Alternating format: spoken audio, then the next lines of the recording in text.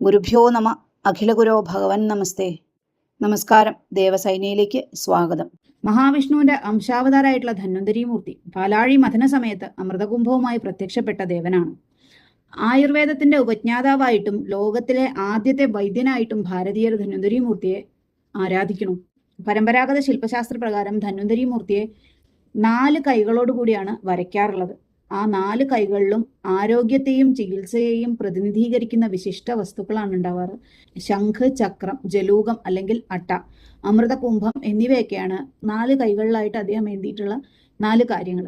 അമൃതകുംഭം രോഗവിമുക്തിയുടെയും ദീർഘായുസിന്റെയും പ്രതീകമാണ്. ശംഖ് ഔഷധങ്ങളുടെ വിശുദ്ധിയെയും ചികിത്സയുടെ പവിത്രതയെയും സൂചിപ്പിക്കുന്നു. ചക്രം തിന്മകളെ നശിപ്പിക്കുന്ന സുദർശന ചക്രത്തെയും പ്രപഞ്ചത്തിന്റെ കാലചക്രത്തെയും പ്രതിനിധീകരിക്കുന്നു. എന്നാൽ ധന്വന്തരി മൂർത്തിയുടെ കയ്യിലുള്ള അട്ടയ്ക്ക് വളരെ പ്രധാനമായിട്ടുള്ള ഒരു അർത്ഥമുണ്ട്.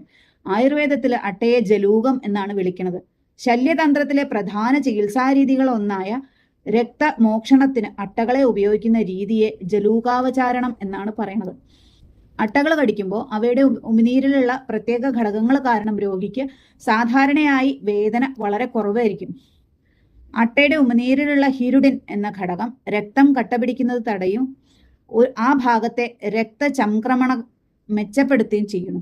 ആയുർവേദ ശസ്ത്രക്രിയയുടെ പിതാവായ മഹർഷി സുശ്രുതൻ തന്റെ സുശ്രുത സംഹിതയിൽ ജലൂക ചികിത്സയെ കുറിച്ചിട്ട് വളരെ വിശദമായിട്ട് വിവരിച്ചിട്ടുണ്ട്. കേരളത്തിൽ വ്യാപകമായി പിന്തുടരണ അഷ്ടാംഗ ഹൃദയത്തിലും അട്ട ഉപയോഗിച്ചിട്ടുള്ള രക്തമോക്ഷണ ചികിത്സയെക്കുറിച്ച് വ്യക്തമായ വിവരണങ്ങളുണ്ട്.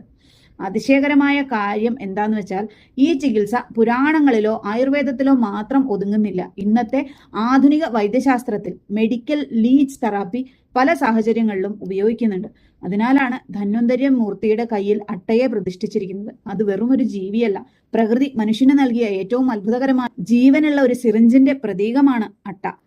ധന്വന്തരി മൂർത്തി ക്ഷേത്രങ്ങളെ കുറിച്ച് പറയുമ്പോൾ പാലക്കാട് ജില്ലയിലെ അടയ്ക്കാപുത്തൂർ സ്ഥിതി ചെയ്യുന്ന ശേഖരപുരം ശ്രീ ധന്വന്തരി ക്ഷേത്രം വളരെ വിശേഷപ്പെട്ട ഉപപ്രതിഷ്ഠകളോട് കൂടിയ അടയ്ക്കാപുത്തൂർ ശേഖരപുരം ശ്രീ ധന്വന്തരി ക്ഷേത്രം കേരളത്തിലെ മുഖ്യ ധന്വന്തരി ക്ഷേത്രങ്ങളിൽ ഒന്നാണ് ഈ ക്ഷേത്രം.